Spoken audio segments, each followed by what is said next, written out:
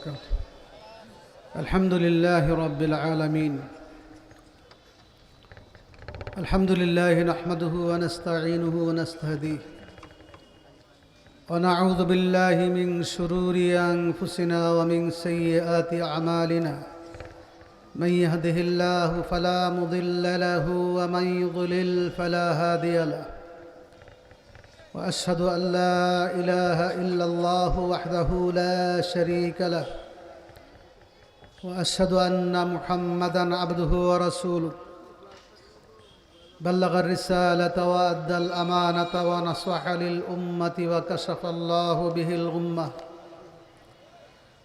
وجاهد في سبيل الله حتى أتاه اليقين. فصلوات ربي وسلامه عليه وعلى آله وأصحابه ومن تبعهم بإحسان إلى يوم الدين.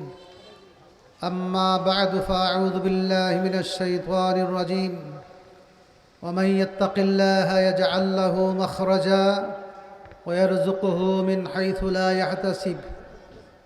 وقال تعالى: إن أكرمكم عند الله أتقاكم. وقال تعالى: إنما يخشى الله من عباده العلماء. وقال النبي صلى الله عليه وسلم: إن العلماء ورثة الأنبياء. سبحانك لا علم لنا إلا ما علمتنا إنك أنت العليم الحكيم.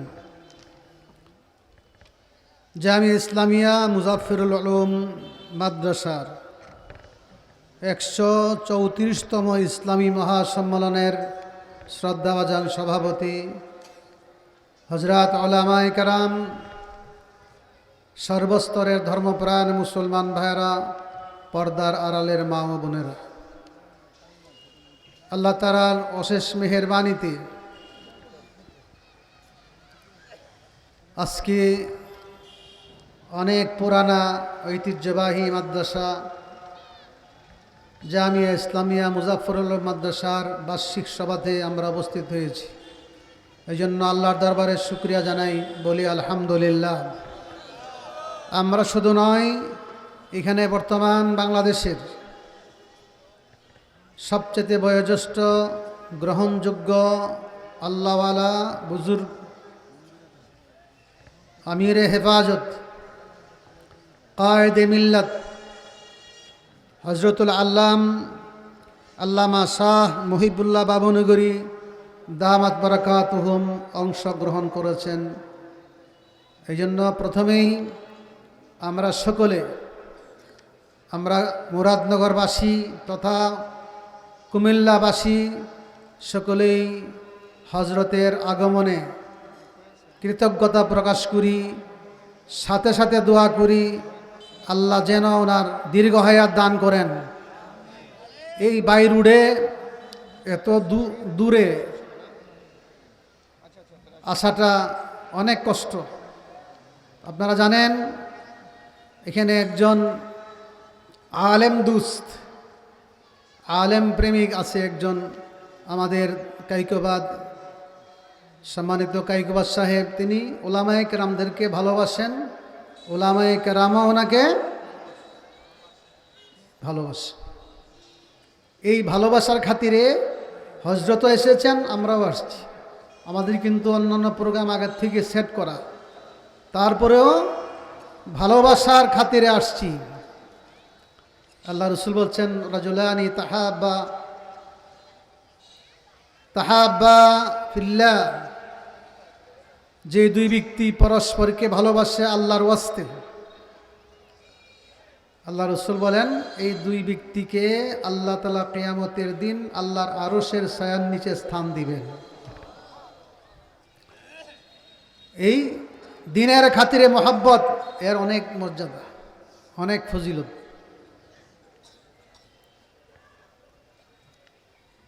আমাদের আল্লামা বাবুনগরী দামাত বারাকাতুহুম এর পূর্বে প্রতিষ্ঠাতা আমিরে হেফাজত যিনি ছিলেন, শাইখুল ইসলাম আল্লামা আহমদ শফি রহমতুল্লাহ আলাই, তিনিও এই মাদ্রাসার মধ্যে আগমন করেছেন। সাথে সফর সঙ্গী ছিলাম আমি। মাদ্রাসার পিছনে মাঠে রাত 2টা বাজে আল্লাহ মাহমুদ শফি রহমতুল্লাহ আলাই আখেরি বয়ান করেন এবং আখেরি মোনাজাত করেন। আপনারা এই 134 বছর যে মাদ্রাসা ইসলাম এবং ইলমের খেদমত করে যাচ্ছে, এই মাদ্রাসার উসিলা এবং আমাদের সকলের প্রিয় কাইকোবাদ সাহেব দা উসিলা এই ওলামায়ে কারাম আপনাদের এখানে আগমন করেন। এই আলেমদের মর্যাদা, এই দুনিয়াতে মানুষের মর্যাদা কিসের মাধ্যমে হয়? কথা বোঝেন নাই? আমরা সম্মান মর্যাদা চাই কি চাই না? আল্লাহ বলেছেন ইন্না আকরামাকুম ইনদাল্লাহি আতকাকুম, তোমাদের মধ্যে সবচেয়ে সম্ভ্রান্ত, সবচেয়ে সম্মানিত কে? যার মধ্যে যত বেশি তাকওয়া। সুবহানাল্লাহ। তাকওয়া যার অন্তরে বেশি, আল্লাহর কাছে তার সম্মান বেশি। কথা বুঝেন না? তাকওয়া অর্থ হলো আল্লাহর ভয়, তাকওয়া অর্থ হলো গুনার কাছে না যাওয়া, তাকওয়া অর্থ হলো আল্লাহর হুকুম নবীর সুন্নত তরক না করা। আল্লাহ বলেন এই তাকওয়া ঈমান, আল্লাহর ভয় যার অন্তরে যত বেশি, তার মর্যাদা আমি আল্লাহর কাছে তত বেশি। সুবহানাল্লাহ। ইবনে আব্বাস রাদিয়াল্লাহু তাআলা আনহুমা বলেন মান আরাদা ইয়াকুনা আকরামান নাস ফালাত্তাকিল্লাহ, যে ব্যক্তি পৃথিবীতে সম্ভ্রান্ত হতে চায়, সম্মানিত হতে চায়, সে যেন আল্লাহকে ভয় করে। হযরত বেলাল হাবাসি, তার কোনো সম্পদ নাই, বংশ নাই, কৃতদাস গুলাম, আবার দেখতে বড় বিশ্রী কুৎসি, কালো যে কালো, কাকের মতো কালো। তাকে নিয়ে মক্কার কাফেররা ব্যঙ্গচিত্র করছে, ব্যঙ্গ করে সেটাতে কালো কাকটা, এই কাকটা দিয়ে মুয়াজ্জিন বানাইছে। মক্কা বিজয়ের পরে আল্লাহ নবী বললেন বেলাল বাইতুল্লাহর মধ্যে আজান পুকারো। আজান দেওয়ার পরে এই ব্যঙ্গ করেছিল মক্কার কাফেররা। মুহাম্মদ সাল্লাল্লাহু আলাইহি ওয়াসাল্লাম এই কাকটা ছাড়া বাইতুল্লাহর মুয়াজ্জিনের জন্য আর কাউকে পাই নাই, দেখছেন? আরেকজন বলে আল্লাহকে তো আমি ধন্যবাদ জানাই, কেন? এই আজকের দিনের আগে যে আমার বাবারে মৃত্যু দিচ্ছে, এই জন্য। বেলালের মতন কৃতদাস কালো, সে বাইতুল্লাহর আজান দিবে, মুয়াজ্জিন বনবে, এর আগেই আল্লাহ আমার আব্বাকে নিয়ে গেছেন, এই জন্য আল্লাহকে ধন্যবাদ জানাই। এক একজন এক এক মন্তব্য। এর পরিপ্রেক্ষিতে এই আয়াত নাযিল হয়েছে ইন্না আকরামাকুম ইনদাল্লাহি আতকাকুম। আবু জাহেল নয়, আবু সুফিয়ান নয়, কাফের নয়, সম্রাট নয়, আমি আল্লাহর কাছে সবচেয়ে সম্ভ্রান্ত কে? যার ঈমান এবং তাকওয়া মজবুত বেশি। সুবহানাল্লাহ। কাকের মতন কালো বেলালের শান কি? বুখারী হাদিস। আল্লাহ রাসূল একদিন বলেন বেলাল তুমি কি আমল করো? তোমাকে তো আমি জান্নাতে দেখে আসছি। কই দেখে আসছি?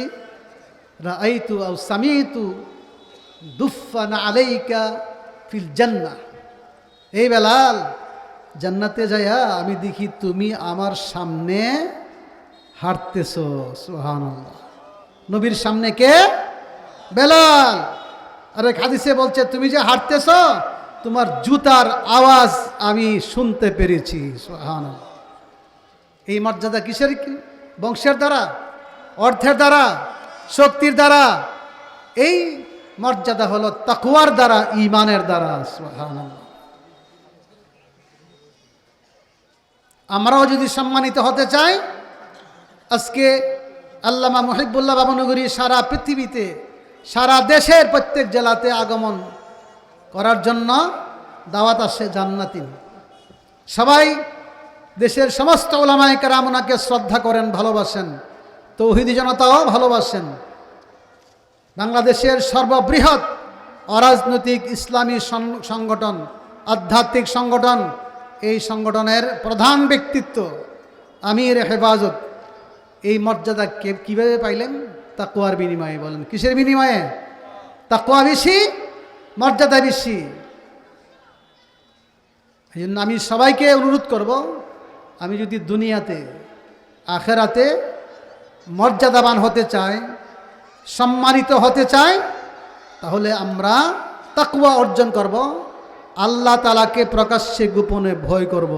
রাজি আছেন?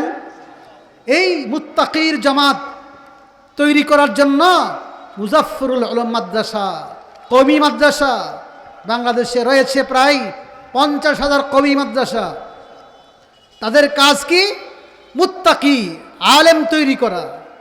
আলেম তৈরি করবে, হাফেজে কোরআন তৈরি করবে, মুত্তাকি এবং আল্লাহওয়ালা তৈরি করবে, আল্লামা মুহিবুল্লাহ বাবনগরীর মতন আল্লাহর ওলি তৈরি করবে, আল্লামা আহমদ শবীর রহমতুল্লাহ আলাইহির মতন এরকম আল্লাহর ওলি তৈরি করবে।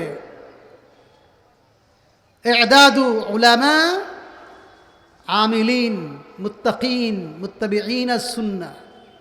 সংক্ষেপে বলতেছি, এই মাদ্রাসার মেইন মাকসাদ হলো তাকওয়াওয়ালা একটা জামাত তৈরি করা, আলেমের জামাত তৈরি করা, আমল করনেওয়ালা, সুন্নতের पैरवी করনেওয়ালা একটা জামাত তৈরি করা।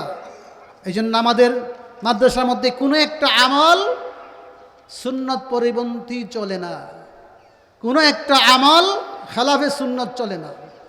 নবীর সুন্নত পুরাপুরি আমল করা হয় কওমি মাদ্রাসার মধ্যে, ঠিক না ঠিক? নবীর সুন্নত পালন না করে মহব্বত, নবীর মহব্বতের দাবি করলে কোনো লাভ হবে না।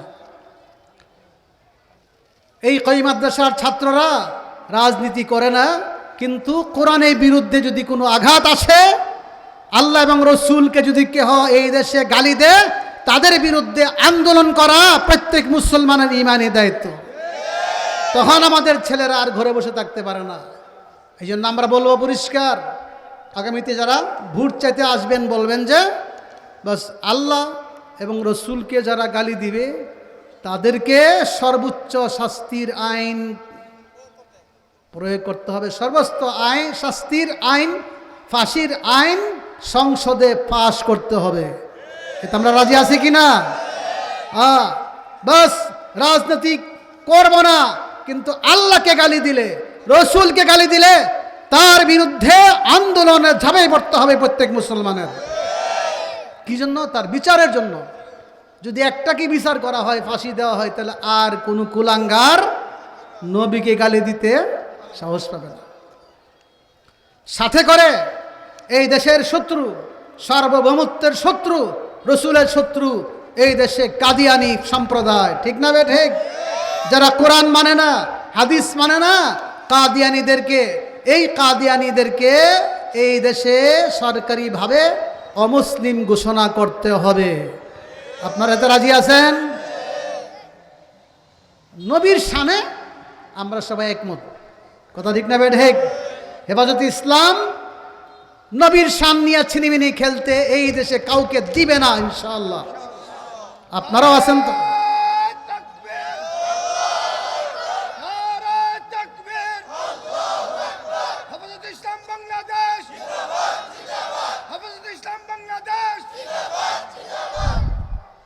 ভাইরা আমার, এই মাদ্রাসাগুলো আমাদের ইসলামের দুর্গ, ইসলামের কেন্দ্র।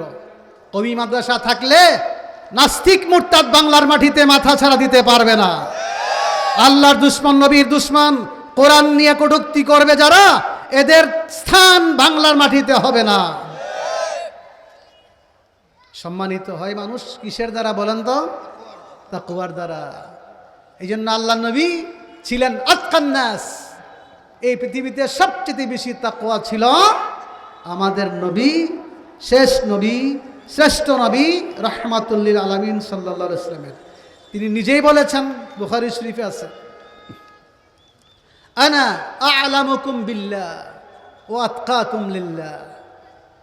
হে তোমরা শোনো, রাসূল সাল্লাল্লাহু আলাইহি ওয়াসাল্লাম নিজের পরিচয় দিচ্ছেন, আমি তোমাদের মধ্যে সবচেয়ে বেশি ইলমের অধিকারী, সবচেয়ে বেশি ইলম আমার এবং সবচেয়ে বেশি তাকওয়া আমার। ইলমও বেশি, তাকওয়া বেশি। যার যত বেশি ইলম তার অন্তরে তত বেশি আল্লাহর তাকওয়া, খাশিয়ত, খৌফ ইলাহি। খুব গুরুত্বপূর্ণ কথা। ইলম ছাড়া তাকওয়া হবে কিভাবে? ইলম ছাড়া তো হালাল হারাম চিনে না, আল্লাহকে চিনে না, আল্লাহর সিফাত জানে না। অতএব ইলম যাদের আছে তারা অবশ্যই আল্লাহকে ভয় করে। আল্লাহ নিজে বলেছেন, ইন্নামা ইয়াখশাল্লাহ মিন ইবাদিহিল উলামা। আল্লাহ বলেন একমাত্র আমার বান্দাদের মধ্যে উলামায়ে কেরাম আমি আল্লাহকে বেশি ভয় পাই। সুবহানাল্লাহ। কে বলছেন? কে বলছেন? আল্লাহ নিজে বলছেন, আলেমরা আমাকে ভয় পায়। আলেমদের আমল বেশি। আল্লাহকে ভয় পাওয়ার অর্থ কি? আমল করে বেশি। কথা বুঝেন নাই? আমাদের মাদ্রাসার এই কচি মাসুম বাচ্চারা, এই ছোট্ট বাচ্চারা সহ বড় বড় ছাত্র যারা আছে, একটা ছেলের এক ওয়াক্ত নামাজ কাজা নাই। ঠিক না বেঠিক? এক ওয়াক্ত নামাজের জামাত তাদের ছুটে না। আজকে ফজর নামাজ কি আমরা সবাই পড়েছি? বাজারের সবাই পড়েছে, গ্রামের সমস্ত যুবকরা পড়েছে, কিন্তু আমার মুজাফফরুল আলম মাদ্রাসার প্রত্যেকটি ছাত্র ফজরের নামাজ জামাতের সাথে পড়েছেন। এটা সাহসের সাথে আমরা বলতেছি। আমলের জোর বেশি, শক্তি বেশি মাদ্রাসার মধ্যে, আলেমদের মধ্যে, তালেবে আলেমদের মধ্যে। তাহলে আনা আলামুকুম বিল্লাহ, রাসূল বলেন আমার ইলমও বেশি, ওয়া আতকাকুম লিল্লাহ, অর্থাৎ আমলও বেশি। ইলমও বেশি, আমলও। এই জন্য আলেম উলামার প্রশংসা স্বয়ং আল্লাহ করেছেন। ইন্নামা ইয়াখশাল্লাহ মিন ইবাদিহিল উলামা। আল্লাহ বলেন আমার বান্দাদের মধ্যে উলামায়ে কেরামই আমাকে ভয় পা বেশি, আমল করে বেশি। ভয় পা বেশি, আমল করে, তাহাজ্জুদ পড়ে। হাই হা! আল্লাহ মাহমুদ শফি যখন আসছিলেন তখন এরশাদের যুগ ছিল। এরশাদের পতনের আন্দোলন চলতেছিল। গাড়ি চলার মতো কোনো ব্যবস্থা ছিল না। এখান থেকে দুইজন হুজুর গেছেন হাটাদারি, হুজুর আসবেন না কেন? সারা দেশে অসহযোগ আন্দোলন হচ্ছিল। তা আমি তো তখন সেখানে শিক্ষক। আমি মনে করলাম আমার বাড়ি ব্রাহ্মণবাড়িয়া, কুমিল্লা, হুজুরে নিতে বললে তো আমারই লাভ। তা আমিও অনেক চেষ্টা করে হুজুরকে আনলাম। হুজুরের লাস্ট বয়ান রাত 2টা বাজে করছেন। করার পরে ঘুমাইছেন। আমি মনে করলাম হাই রে, এই বুড়া মানুষ রাত 2টা পরে ঘুমাইছেন, আজকে ফজর নামাজ উঠতে পারবেন কি না? আচ্ছা আমি নিজেই হুজুরকে ডাক দিব। তা আমি শেষ রাতে আজানের কিছু আগে উইটা হুজুরকে ডাকতে গেছি। যাই দিই হুজুর চাদর মাথায় মুড়াইয়া বসে বসে আল্লাহর জিকির করতেছে। সুবহানাল্লাহ। তারা হলো আল্লাহওয়ালা, এই জিকির করনেওয়ালা, শেষ রাতে চোখের পানি ফেলনেওয়ালা, শেষ রাতে জিকির করনেওয়ালা, তাহাজ্জুদ পড়নেওয়ালা তৈরি করে কওমি মাদ্রাসা। কথা ঠিক না ঠিক? আমার আগে উঠে গেছে হুজুর। এই মাদ্রাসার কাহিনী আমি আমার নিজের সাথে। আমাদের এই ওলামায়ে কেরাম এত মর্যাদা কেন? 1 নম্বর তাকওয়া, 2 নম্বর ইলম তাদের বেশি, আমল তাদের বেশি। আল্লাহ তাআলা আমাদের সবাইকে তৌফিক দান করুক। আমি আশ্চর্য হয়ে গেছি, আমির হেফাজত গত বছরও আসছেন, আবার আজকেও আসলেন। এই ওসিলা দোয়া করি, এই ওসিলা, এই সফর, এই কষ্টের বিনিময়ে যেন আল্লাহ তাআলা হুজুরের হায়াত বাড়ায় দেন। সবাই কোন আমিন। হুজুরকে সুস্থতার নিয়ামত দান করেন। এই হেফাজতে ইসলাম যতদিন বাংলাদেশে থাকবে, নাস্তিক মুরতাদ মাথা ছাড়া দিতে পারবে না। তা ঠিক না ঠিক?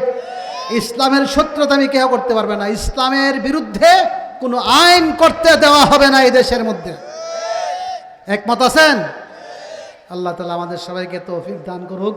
হযরত আসবেন ইনশাআল্লাহ, এখানেই কিছুক্ষণের মধ্যে আসবেন, বয়ান করবেন, বিশেষ করে দোয়া করবেন। আল্লাহ তাআলা আজকের এই মাহফিলকে কবুল করুক। এই মাদ্রাসার সমস্ত ছাত্র, শিক্ষক, কমিটি, শুভাকাঙ্ক্ষী, গ্রামবাসী, এলাকাবাসী, বাজারবাসী, ব্যবসায়ীবৃন্দ সবাইকে আল্লাহ তাআলা কবুল করুক। আল্লাহর খাঁটি বন্দা হিসেবে আমাদেরকে কবুল করুক। এই মাহফিল হেদায়েতের উসিলা বানায় দেব। আখিরু দাওয়ানা আলহামদুলিল্লাহ রাব্বিল আলামিন।